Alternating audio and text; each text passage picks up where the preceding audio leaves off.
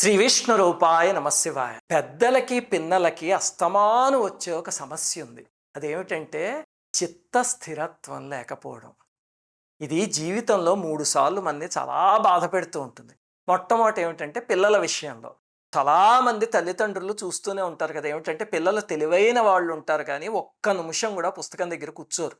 ఇటు వెళ్తారు, అటు వెళ్తారు. అసలు స్థిరత్వం ఉండదు. ముఖ్యంగా పరీక్షలకు ముందైతే ప్రతి తల్లిదండ్రులు కూడా చాలా బాధపడే విషయం ఇది. అంతేనా? ఎలాగ వాళ్ళకి ఆ స్థిరత్వం తెప్పించటం? ఇంకా రెండవది, కొంతమంది పెద్దయ్యాక చదువుకుందాం అనుకుంటారు. ఏదో పెళ్ళై పిల్లలు పుట్టాక మళ్ళీ చదువుకుందాం అని. లేకపోతే కొంతమంది ఏదో కొత్తది నేర్చుకుందాం అనుకుంటారు. ఒక క్రీడ కావచ్చు, లేకపోతే ఒక విద్య కావచ్చు. ఏదో పెయింటింగ్ నేర్చుకుందాం, సంగీతం నేర్చుకుందాము, లేకపోతే సంస్కృతం నేర్చుకుందాం అని. కానీ దానిపైన స్థిరత్వం ఉండదు. ఆ పట్టుదల రాదు, ఆ స్థిరత్వం ఉండదు. ఎంతసేపు కూడా మనసు పక్కకి లాగేస్తుంది. ఇంకా మూడవది, అన్నిటికన్నా ముఖ్యమైనది ఏమిటంటే పూజలో కానీ ధ్యానంలో కానీ కూర్చుంటే మనస్సుకి స్థిరత్వం ఉండదు. మనస్సు అటు ఇటు పోతూ ఉంటుంది. లేకపోతే రాకూడని పాడు ఆలోచనలు వస్తూ ఉంటాయి. అంతేనా? ఈ 3 సమస్యలతో బాధపడని ఇల్లు అంటూ ఉండదు. ఏదో ఒక సమస్య అయినా ప్రతి ఇంట్లోనూ ఉంటుంది. అంతేనా? వీటిని ఎలా పోగొట్టుకుంటారు? ఇవి మందుల వల్ల తగ్గుతాయా చెప్పండి? మరి ఎలాగా అంటే దానికి దత్తాత్రేయ స్వామి ఇచ్చిన 5 శ్లోకాలు ఉన్నాయి. తేలికైన శ్లోకాలు, 5 శ్లోకాలు. ఆ శ్లోకాలని ఇప్పుడు ఈ వీడియోలో నేర్చుకుందాం. మొట్టమొదట ఆ శ్లోకాలు నేర్చేసుకుందాం, తర్వాత వాటి వివరాలు చెప్తా. అనసూయాత్రి సంభూత దత్తాత్రేయ మహామతే సర్వదేవాధిదేవత్వం మమ చిత్తం స్థిరీకురు. శరణాగత దీనార్త తారకాఖిలకారక సర్వపాలక దేవత్వం మమ చిత్తం స్థిరీకురు. సర్వమంగళమాంగళ్య సర్వాధివ్యాధిభేషజ సర్వసంకటహారిస్త్వం మమ చిత్తం స్థిరీకురు. స్మర్తృగామీ స్వభక్తానాం కామదోరిపునాశనః భుక్తిముక్తిప్రదసత్వం మమ చిత్తం స్థిరీకురు. సర్వపాపక్షయకరస్తాపదైన్య నివారణః యోభీష్టదః ప్రభుస్సత్వం మమ చిత్తం స్థిరీకురు. ఇవి 5 శ్లోకాలు. ఈ 5 శ్లోకాలు కానీ రోజు శ్రద్ధగా చేయగలిగితే కనుక అప్పుడు చిత్తం స్థిరంగా నిలుస్తుంది అని ఒక మహనీయుడు చెప్పారు. ఎవరండి ఇంతకీ శ్లోకాలు ఇచ్చింది అంటే మీ అందరికీ వాసుదేవానంద సరస్వతి స్వామి తెలుసా? ఇదిగో ఇక్కడ చూపిస్తుంది. ఆయన్నే తెంబే స్వామి అని పిలిచేవారు. ఈ కలియుగంలో ఒకానొక దత్తాత్రేయ అవతారం ఆయన. సాక్షాత్తు శృంగేరి పరమగురువులే అయం హి భగవాన్ సాక్షాత్ దత్తాత్రేయో సమమ్యతి అని ఆయన కీర్తించారు. అంతటి మహనీయులైన దత్తాత్రేయుడు తన ఉపాసనా రహస్యాల్ని మనకు అందించడానికి కిందకి దిగొచ్చిన స్వరూపం. వారు చిత్తస్థిర స్తోత్రం అని ఒకటి ఇచ్చారు 5 శ్లోకాలతో.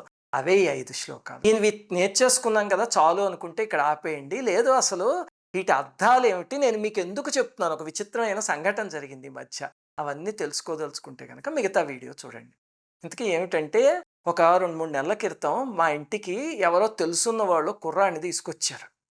ఎవరో బంధువుల ద్వారా వచ్చారనమాట. వాళ్ళకి ఏదో సమస్య వస్తుంది అంటే, అమ్మ నాకు సమయం లేదు, మీరు కావాలంటే ఫోన్లో చెప్పండి అని అడిగా చివరికి. అంటే లేదండి ఒక్కసారి కలవాలి, పావుగంట అయినా అని చెప్పి తీసుకొచ్చారు.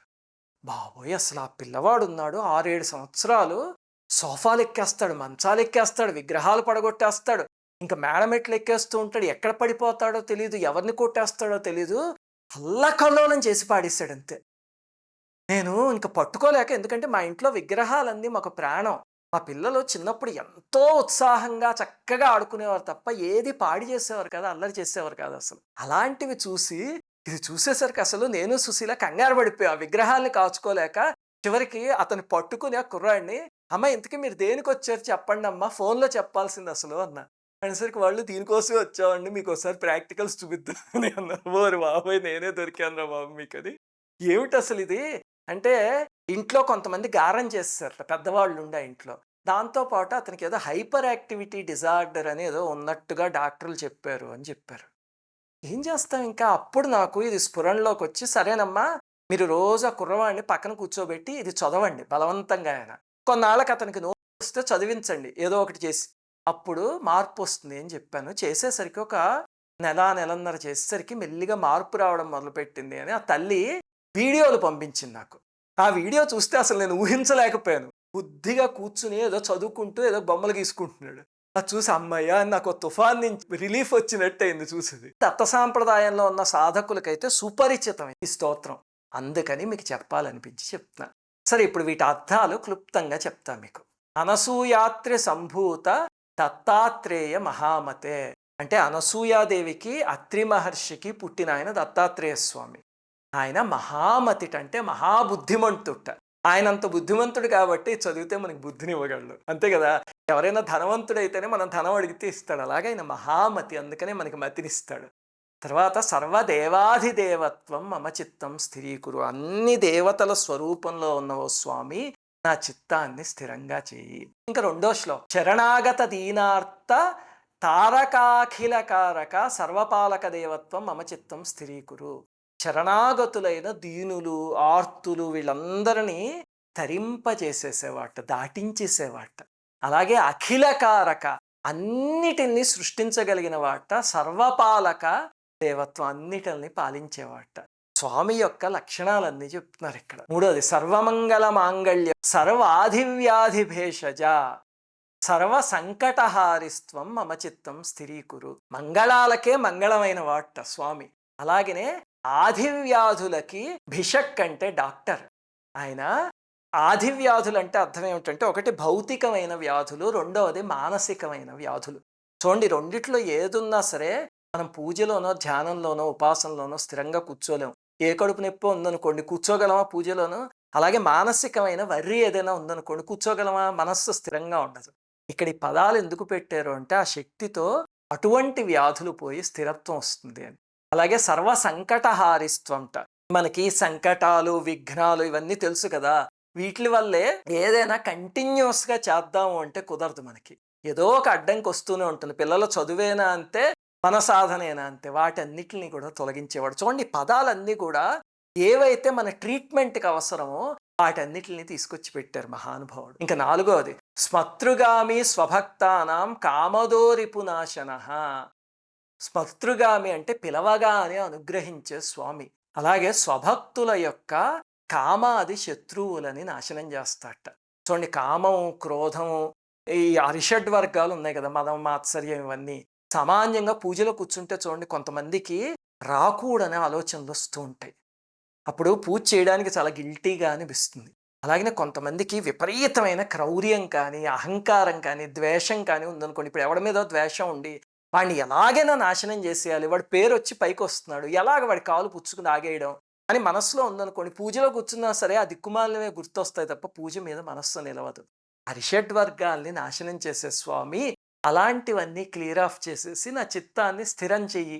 ఎంత చక్కగా చెప్తున్నారు. ఆ పదాలన్నీ ఏవో ఎడ్జెక్టివ్స్లా ఉంటాయి, కానీ వాటి వెనకాల ఇంత డెప్త్ ఉంది. భుక్తి ముక్తి ప్రదహ అంటే భుక్తిని ముక్తిని ప్రసాదించేవాట. చూడండి, ఎప్పుడైనా సంపాదనే కష్టంగా కుటుంబం గడవడమే కష్టంగా ఉందనుకోండి, అలాంటప్పుడు కూడా పూజలో కూర్చున్నా సరే మనస్సు నిలవదు. ఎంతసేపు కూడా అయ్యో ఇంకేం చెయ్యాలి అని ఉంటుంది. అవన్నీ ఇచ్చే స్వామి ఆ సమస్యలన్నీ తీరిస్తే చిత్తం ఆటోమేటిక్గా స్థిరమైపోతుంది, అంతేనా.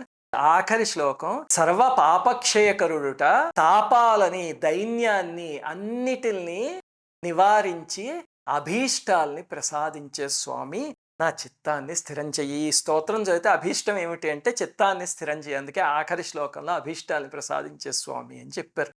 ఇది సామాన్యంగా మీరు చూస్తే ఇంకొక 6వ శ్లోకం ఒకటి ఉంటుంది, యయేతత్ ప్రియత శ్లోక పంచకం అని. అదేమిటి అంటే దీని ఫలశ్రుతి, అది చదవాల్సిన అవసరం లేదు. కానీ అందులో ఏం చెప్పారంటే ఈ 5 శ్లోకాలని ఎవరు పఠిస్తారో వాళ్ళ చిత్తం స్థిరం అవ్వడంతో పాటు దత్తాత్రేయ స్వామి అనుగ్రహం కూడా కలుగుతుంది అని.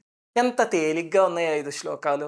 అందుకని పిల్లలకి నేర్పండి, మీరు కూడా నేర్చుకోండి. దీనివల్ల కొన్ని కుటుంబాలైనా ఈ సమస్య నుంచి బయటపడితే మాకన్నా సంతోషించే వాళ్ళు ఎవరు ఉండరు. మీ అందరూ ఆనందంగా ఉన్నారనుకోండి, అది మాకు అన్నిటికన్నా సంతోషదాయకమైన విషయం.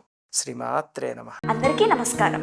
మన ఆధ్యాత్మిక వీడియోల్ని 3 ఛానల్స్గా విభజించాం. 3 ఛానల్స్కి సబ్స్క్రైబ్ చేసుకొని పక్కనే ఉన్న బెల్ ఐకాన్ని క్లిక్ చేయండి.